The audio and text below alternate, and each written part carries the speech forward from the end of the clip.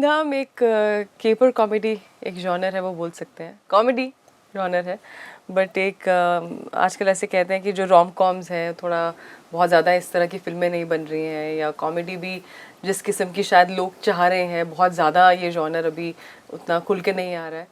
So the makers thought, Aditya अर्श ने ये फिल्म एक्चुअली 2014 में लिखी थी और बनते बनते बनते वो अब हम लोग कास्ट हुए और कहानी काफ़ी अडेप्ट की मुंबई के हिसाब से। तो कहानी एक्चुअली टेक्निकली एक रात की है, दो लोग जो पहली बार मिल रहे हैं, एक अरेंज मैरिज सेटअप है, बहुत सिंपल, कुछ ज़्यादा सोचने की बात नहीं है। बट अभी जो शादी हुई ही है और कैसे एक डोरबेल बजता है और उनकी पूरी ज़िंदगी बदल जाती है, और वो जो रात है एक ना ख़त्म होने वाली रात और ना भूलने वाली रात फॉर एवर इनके लिए बन जाती है। पर उसी में सारा एडवेंचर है, उसी में सारा मस्ती है, मज़ा है, एक दूसरे का जानने का मौका भी मुंबई नगरी का कहीं ना कहीं भ्रमण करते हुए जैसे ये लोग कर रहे हैं और किसी कुछ ढूंढ रहे हैं एट द सेम टाइम। तो ये है धूमधाम। बहुत मज़ेदार कहानी ये है, जैसे यामीन अभी बताया कि एक रात की कहानी है। लोग सोचते हैं कि शादी में धूमधाम हो, धूमधाम से शादी हो, और शादी के बाद इतनी धूमधाम कोई एक्सपेक्ट नहीं करता, ना ही कोई चाहता है कि ऐसा हो।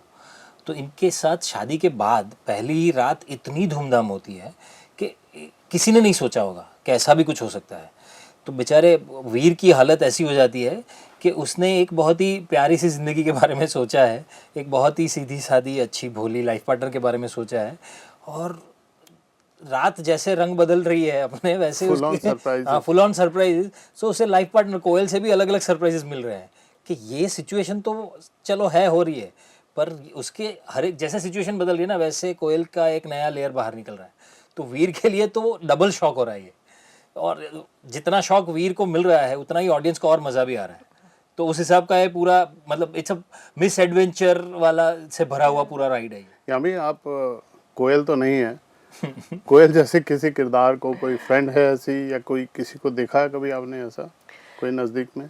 कोयल एक मुझे लगता है कहीं ना कहीं कई बार कोई किरदार ऐसे होते हैं जो मिश्रण होते हैं काफ़ी कैरेक्टर्स का। जैसे मुझे किसी ने पूछा कि ये मम्मी सिस्टर क्या, ये कहाँ से ये डायलॉग आया है, तो ये मैंने सजेस्ट किया था क्योंकि मेरी जो सिस्टर है सुरीली, बहुत उनका बिंदास मिजाज और बहुत खुशनुमा और बिल्कुल लाइफ को कहते हैं ना सेलिब्रेट करने वाली उनकी स्पिरिट है, और वो भी गाली गलौज नहीं करती। पर जब कोई बहुत, मैंने सुना था कॉलेज डेज में किसी के बारे में, किसी से लड़ाई हो गई हो जो बहुत एक्सट्रीम इमोशन हो, फॉर ओनली फॉर फ्रेंड्स, तो बोलती थी मम्मी सिस्टर, मतलब कस वर्ड यूज किए बिना पर इमोशन वही। तो मुझे बहुत फैसिनेटिंग लगा था कि, और हंसी आई थी जिस तरीके से उन्होंने बोला था, तो मुझे वो याद रह गया। मैंने कहा हाँ, क्योंकि हम फिल्म में अगर गाली भी कोयल दे रही पर आपको कभी सुनाई नहीं देगी, कब कहीं भी अगर ये फिल्म थिएट्रिकल भी होती कहीं हमें बीप नहीं डालना पड़ता, वो एनीवेज जो भी बोल रही हैं उस पर म्यूजिक है, राइट, और कॉमेडी इनके रिएक्शन में है। तो कहीं कोयल कहीं ना कहीं, चाहे वो मोनोलॉग हो चाहे वो सारे सीन्स हो, कहीं ना कहीं वो मिश्रण है हर एक लड़की का। इसलिए शायद खासकर लड़कियों को वो किरदार काफी बाहर आए, काफी पसंद आ रहा है। I'm sure ये इंटरव्यू के बाद सुरीली भी पूछेगी कि आपने मेरी तारीफ की है या बुराई की, क्योंकि वो मम्मी सिस्टर करती इसीलिए कि संस्कारी बनी रहे, बट आपने उनका मम्मी सिस्टर कर दिया। नहीं ऐसा नहीं है, मेरी मम्मी को भी पता है। वो जिस, मैं वही कह रही हूँ, एक बात करने का तब भी एक अंदाज ऐसा हो कि उसमें हंसी आ जाए, वो हंसी ही छूटेगी आपकी, आप उसको सीरियसली लेंगे ही नहीं। प्रतीक आप बताइए, आप रियल लाइफ में कभी गाली वाली देते हैं, कोई गुस्सा आ जाए या ऐसे? नहीं, अभी तक तो ऐसी ज़रूरत पड़ी नहीं कभी। तो नो मम्मी सिस्टर? हाँ, नहीं, अभी तक तो ऐसा हुआ नहीं। हाँ। और मुझे नहीं लगता कि अब इतने साल नहीं हुआ है तो वो मेरा रिएक्शन बनेगा भी कभी। और फिल्म के दौरान कौन किसको तंग करता था, या दोनों आप लोग शरीफ लोग हो, कुछ प्रैंक होता था कोई कभी सेट पे, कोई ऐसा?